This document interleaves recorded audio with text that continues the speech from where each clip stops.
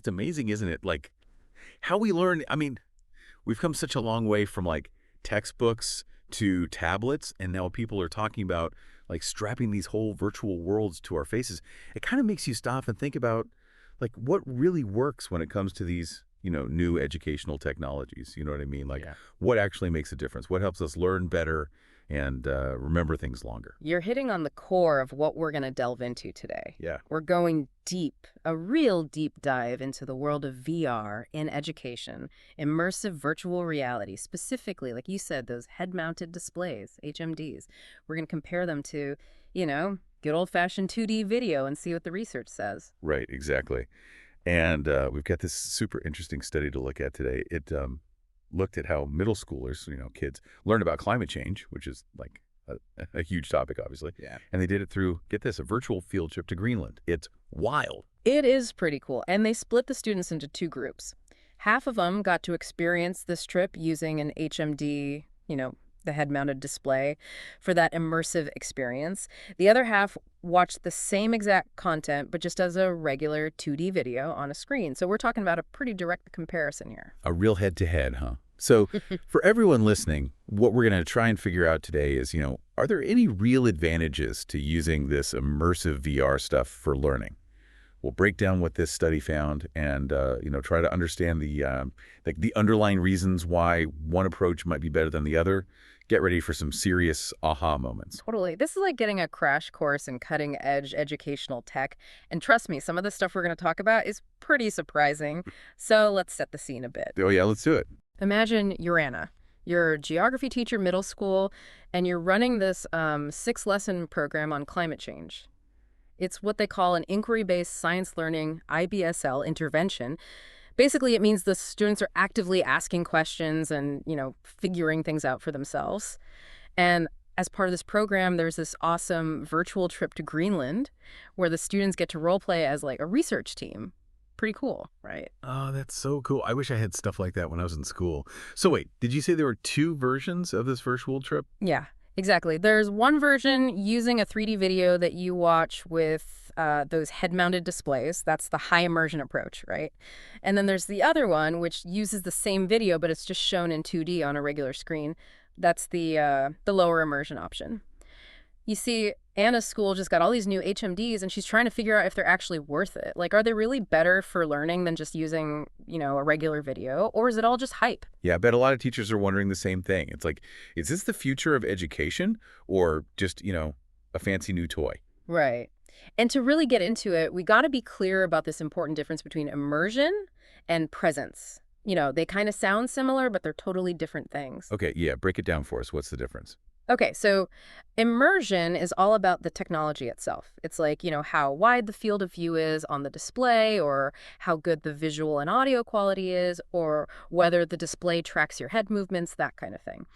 So an HMD, by its very nature, has higher immersion because it's designed to basically like block out the real world and just like completely surround you with this virtual environment. Oh, okay, I get it. So it's like you're actually in the experience. You're not just watching it. You're like surrounded by it. Exactly. So then we have presence, which is different. Presence is more about how the learner feels. It's their subjective experience, right? It's that feeling of actually being there in the virtual world, even though they know they're physically sitting in a classroom or whatever. So it's like how real it feels to them. Yeah, precisely. In this study, the researchers were clever. They intentionally changed the level of immersion by having those two groups, the HMD group and the 2D video group. And then they measured how present the students felt, like how much they felt like they were actually in Greenland. They used these surveys where the students reported their own experiences. So it's not like just having the fancy tech automatically guarantees that feeling of being there. But, I mean, it seems like it would definitely help, right? Like, wouldn't it make it more likely that you'd feel present in that virtual world? It would seem that way, right? But the thing is, this idea that higher immersion leads to better learning, it's not just like a hunch. There's actually a whole theory behind it. Really? Okay, tell me more.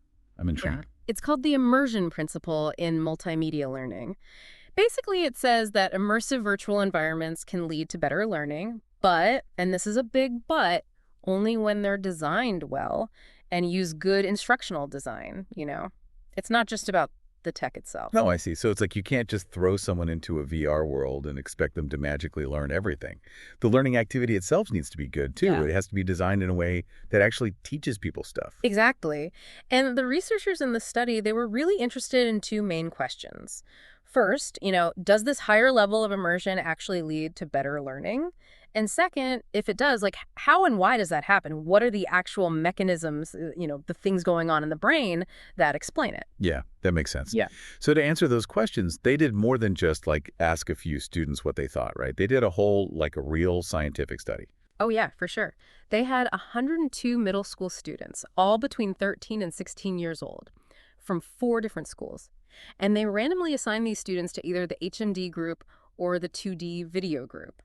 It's important to keep in mind that this whole virtual field trip to Greenland, it was just the first lesson in a bigger 6-lesson program about climate change. So to see how effective it really was, they tested the students' knowledge right after the virtual trip and then again about 3 weeks later. Ooh, that's smart. That delayed test is so important, right? It tells you if they actually learned something or if it was just like a temporary thing. So what did they find out? What happened? All right, so let's start with how the students felt during the experience, what we call the effective outcomes. And while the results for that were actually pretty amazing, the students who used the HMD, they reported way higher levels of presence, like that feeling of actually being there in Greenland. And the effect size, which tells us how big the difference was, it was huge. So like it wasn't just a small, subtle difference. The VR really had a big impact on how present they felt. Wow, that's pretty cool. And I bet it was more fun too, right? Like putting on a headset and feeling like you're actually in Greenland. I mean, that sounds way more exciting than just watching a video on a screen. Oh, for sure. They also said they enjoyed it more and they were more interested in the topic. Like the effect size for enjoyment was large and for interest it was, at least medium.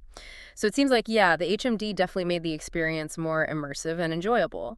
But the big question is, did all that engagement actually lead to better learning? Did they actually understand the material better? Right, right. That's the whole point. So did they. Okay, so this is where it gets really interesting. Are you ready for this? Hit me with it. The HMD group, they did way better on the knowledge tests, both of them. The one they took right after the virtual trip and the one they took 3 weeks later. And once again, we're talking medium effect sizes, which means it wasn't just a fluke. There was a real meaningful improvement in how much they learned. No way. So it wasn't just about like feeling more present or having more fun. They actually learned more and they remembered it better later on. That's pretty convincing evidence, right? I mean, that seems like a strong argument for using immersive VR in education. It is. But the researchers, they didn't stop there. They wanted to dig even deeper. They wanted to understand the why. Like, why was this happening? So they looked at this model. It's called the Cognitive Affective Model of Immersive Learning, or CAML for short. This model, it basically says there are 2 main pathways through which immersion can influence learning, through how we feel and think. Ooh, okay, so this is the how and why part. I'm all ears. Tell me about these pathways. All right, so the first one is the enjoyment pathway.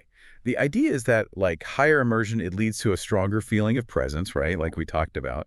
And that feeling of actually being there, it makes the whole learning experience more enjoyable. And then, because you're enjoying it, you're more likely to remember the information right away.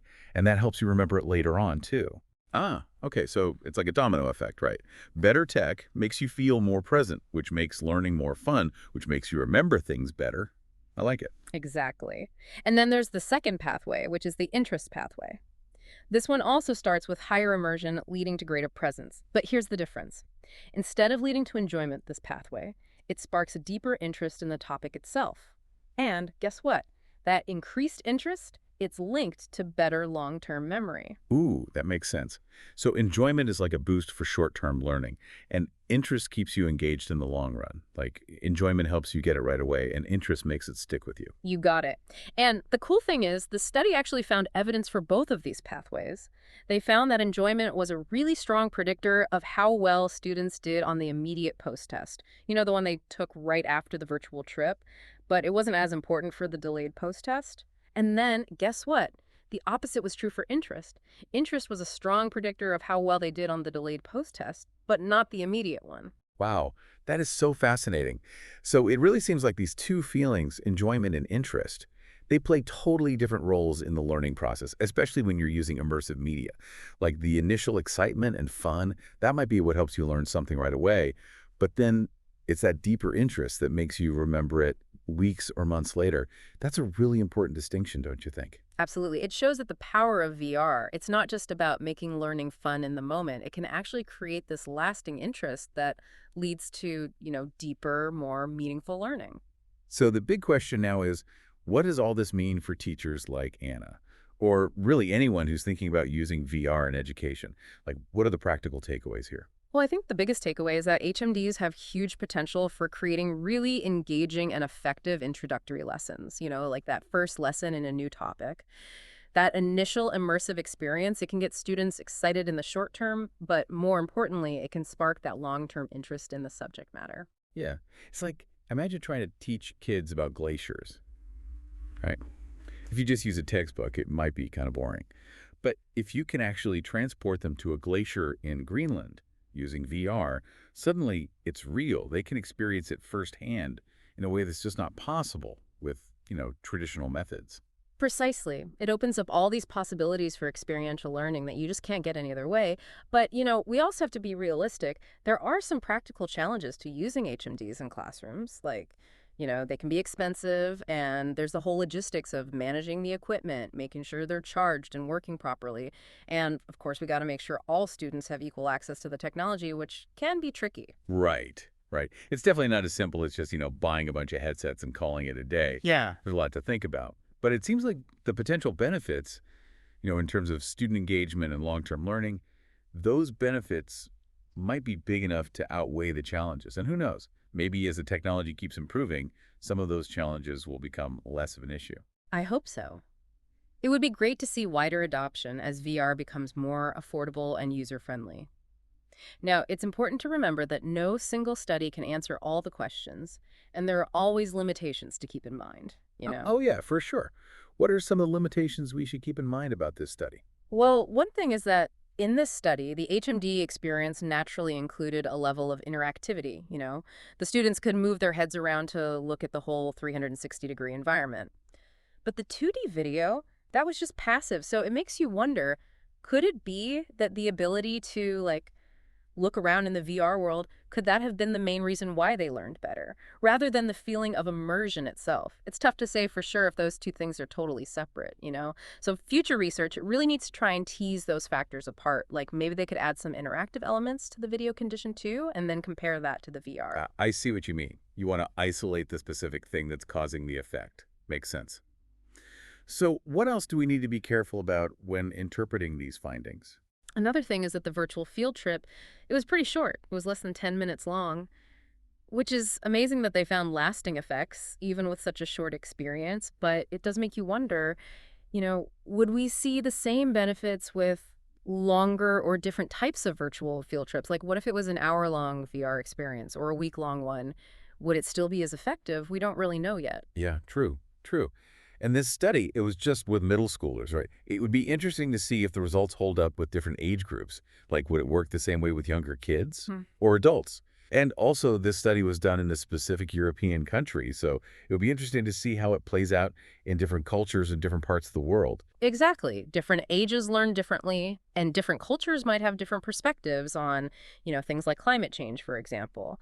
And, the researchers also pointed out that their measure of interest, it didn't really distinguish between situational interest, like the interest that's sparked by the VR experience itself, and individual interest, which is, a more general interest in the topic. Future studies could try to measure interest in a more nuanced way to really understand how the VR is influencing it.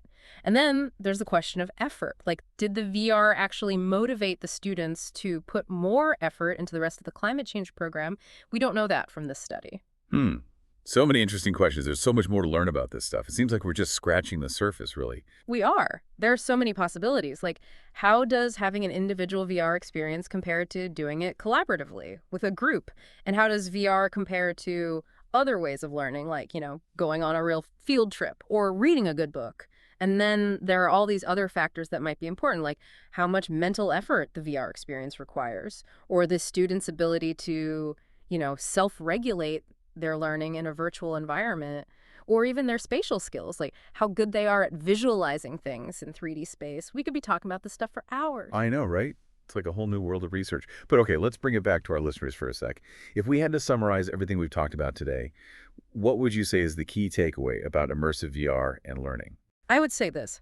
When it's designed well and used effectively, immersive VR has huge potential to make learning more engaging and effective, especially when it comes to remembering things over time. And this study, the one with the climate change virtual field trip, it provides really good evidence for that. It also shows us that enjoyment and interest, those two feelings, they seem to play different but equally important roles in how and when learning happens in these immersive So environments. it's not just about the cool tech, it's about how we use it to make learning stick. Exactly. And, this brings up a really interesting question for all of you listening out there. Think about these findings for a minute. What real-world learning challenges do you think could be addressed using immersive VR? Like, are there any complex topics that you've always struggled to understand, or maybe places that you've always wanted to experience but could never actually go to? Could VR be the answer? That's a great question. It really gets you thinking about the possibilities, doesn't it? I mean, it seems like we're only just beginning to understand how these immersive technologies could change the way we learn. Absolutely. It's a rapidly evolving field, and the potential for VR to transform education is immense. I encourage you to keep exploring this topic and see how it might connect to your own learning journey or your work or, whatever you're passionate about. Who knows what the future holds?